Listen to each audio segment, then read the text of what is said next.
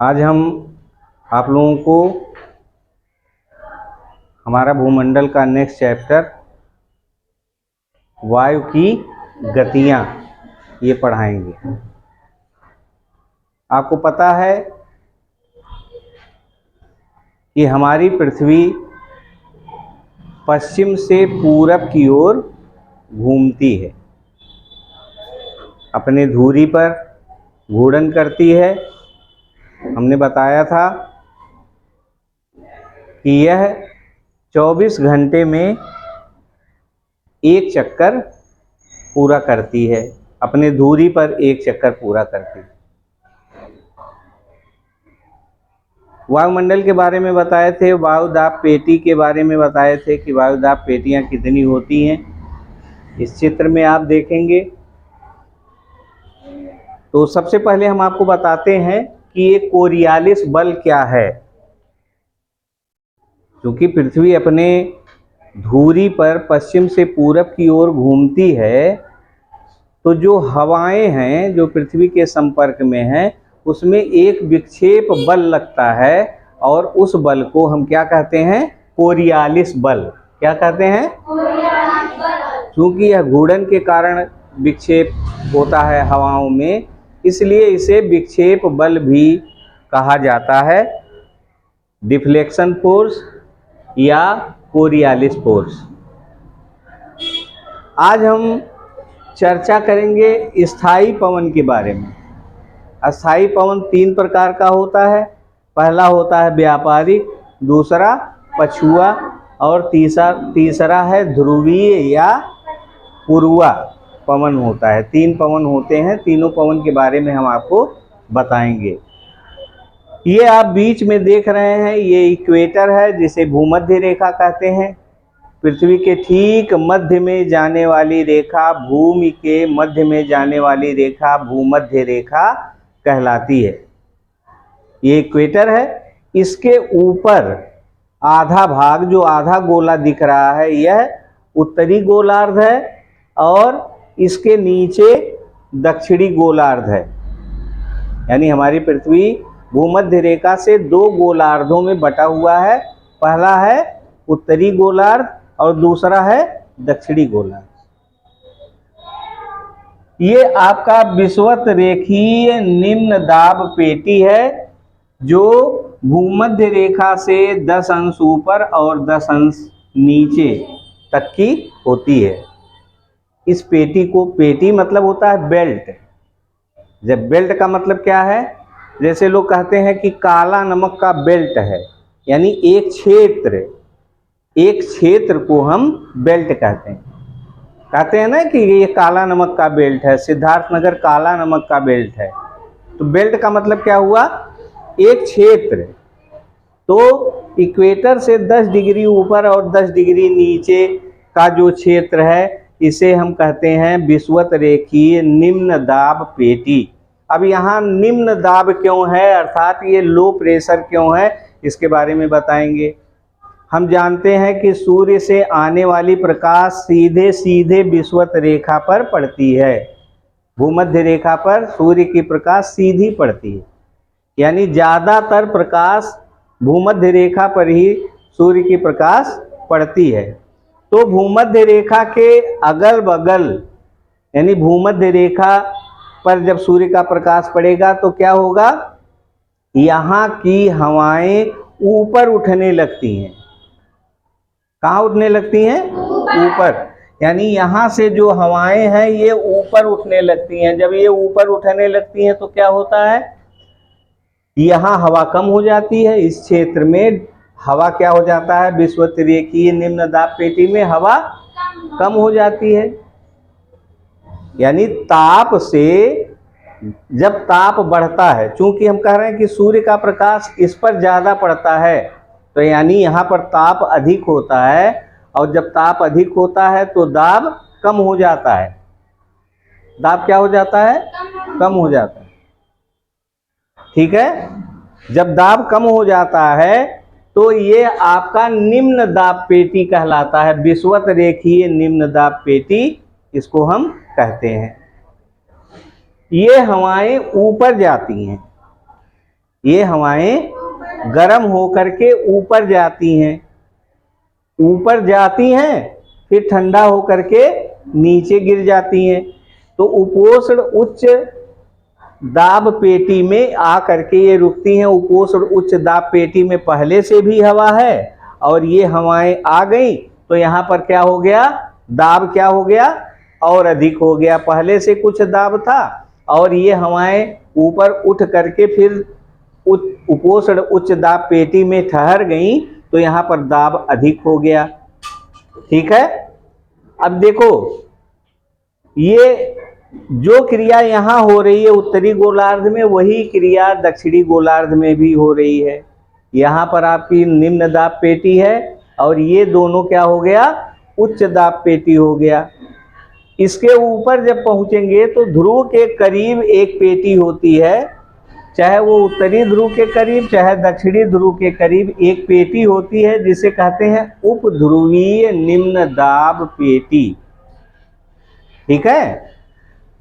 अब कारण सुनिए, उपोष्ण उच्च दाब से वायु इधर जाती है और ध्रुवों पर ताप कम होने के कारण दाब अधिक होता है, यानी हाई प्रेशर होता है यहाँ पर। ध्रुवीय या उत्तरी ध्रुव उच्च दाब, यहाँ पर बर्फ जमे रहते हैं। आपको पता है कि ध्रुवों पर प्रायः बर्फ जमा रहता है क्योंकि वहाँ का टेम्परेचर कम होता है, ताप कम होता है, इसलिए यहाँ बर्फ जमा रहता है। जब ताप कम होगा तो इस सिद्धांत से ताप, अगर जहाँ भी ताप कम होगा वहाँ दाब अधिक होगा, इसलिए यहाँ का दाब अधिक हो जाता है। तो यहाँ से हवा इधर आ रही है और उपोष्ण उच्च दाब से हवा यहाँ जा रही है। तो जब दोनों टकराती हैं तो टकराने के बाद इनका दाब क्या हो जाता है, निम्न हो जाता है। क्या हो जाता है, निम्न हो जाता है या कम हो जाता है। यही क्रिया इधर भी है। ठीक है।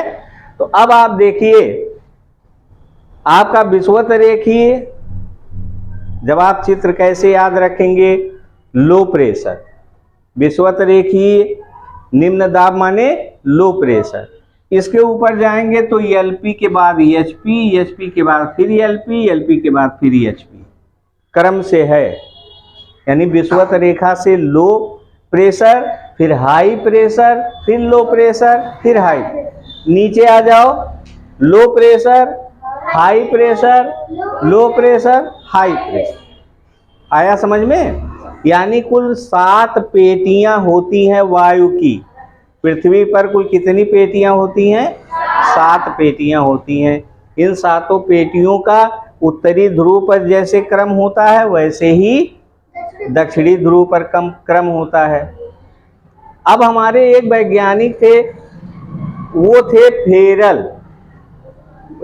एक विद्वान थे फेरल, जो भूगोल के बड़े अच्छे ज्ञाता थे। उन्होंने एक नियम दिया। क्या नियम दिया? कि उत्तरी गोलार्ध में पवन की दिशाएं दाहिनी ओर। ठीक है। उत्तरी गोलार्ध में यानी ऊपर पवन की दिशाएं दाहिनी ओर। आया समझ में? और दक्षिणी गोलार्ध में बाईं ओर।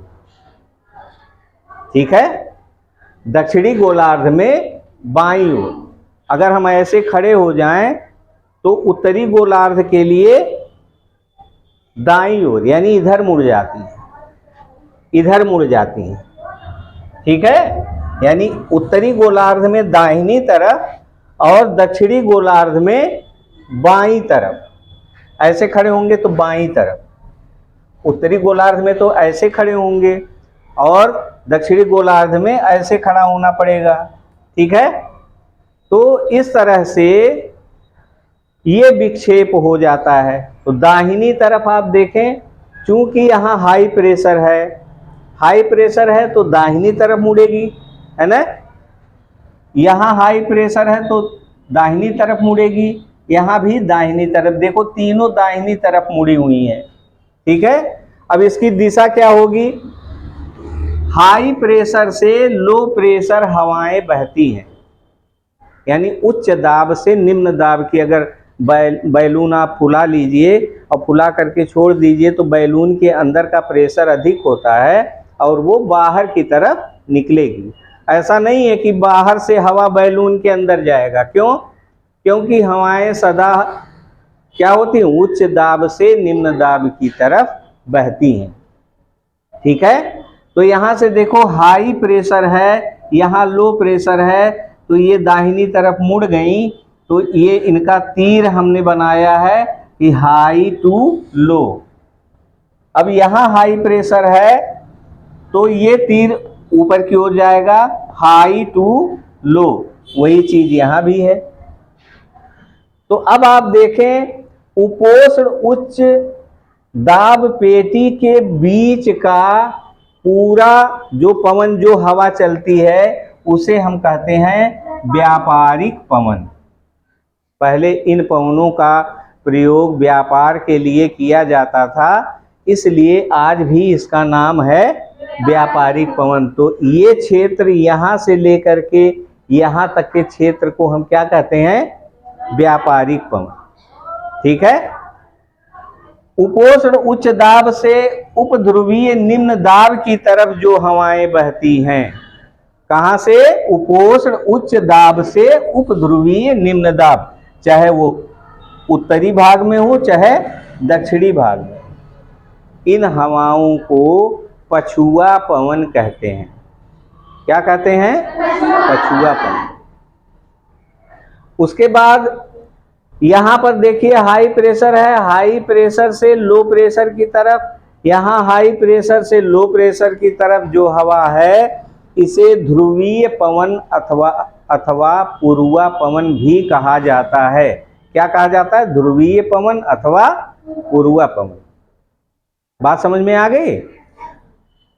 एक फेरल ने नियम दिया था कि ये जीरो लाइन है और यस की तरह से बना हुआ है।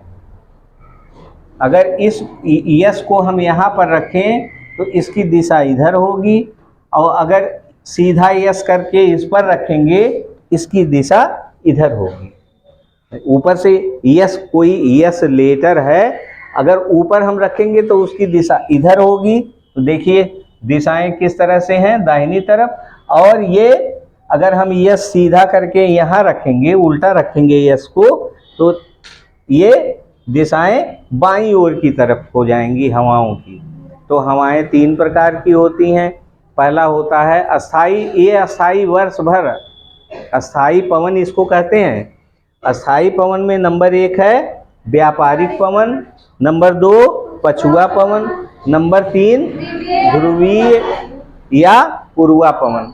इस तरह से स्थायी जो पवने हैं, ये 3 पवन आपका होता है। और इसकी दिशा फेरेल के नियम के अनुसार कैसे निकालते हैं, आप लोग जो है इसे अच्छी तरह से जानते हैं। कभी कभी आप लोगों को अगर इसमें दिशा देखना हो, इसमें दिशा देखना हो कि पूछ ले कि ध्रुवीय उत्तरी भाग में ध्रुवीय पवन की दिशा क्या होगी, ध्रुवीय पवन की दिशा क्या होगी। देखो इस तिरछा गया है ना, यानी ये उत्तर पूरब से पश्चिम दक्षिण की ओर ये है। अगर पूछे कि उत्तरी गोलार्ध में पछुआ पवन की दिशा क्या होगी, तो आप क्या बताएंगे, पछुआ पवन की दिशा पश्चिम दक्षिण से उत्तर पूरब होगा। ठीक है। उसके बाद अगर पूछे व्यापारिक पवन की दिशा क्या होगी, तो व्यापारिक पवन की भी दिशा आप इस तरह से निकाल सकते हैं, चाहे वह उत्तरी गोलार्ध में हो चाहे दक्षिणी गोलार्ध में हो। ठीक है। इस तरह से हम 3 भाग होता है, 3 भाग इसके ऊपर होता है, 3 भाग इसके नीचे होता है। विषुवत रेखा से ऊपर उपोष्ण उच्च दाब हाई प्रेशर, ये लो प्रेशर, ये हाई प्रेशर, ये लो प्रेशर, ये हाई प्रेशर। और इसका कारण हमने आपको बताया, और इसे याद रखिएगा। इस पे बहुत सारे सवाल आते हैं। आप बड़ी कक्षाओं में जाएंगे तो और तमाम आएगा, और कई कंपटीशन में भी ये सब सारे सवाल आते हैं। ठीक है।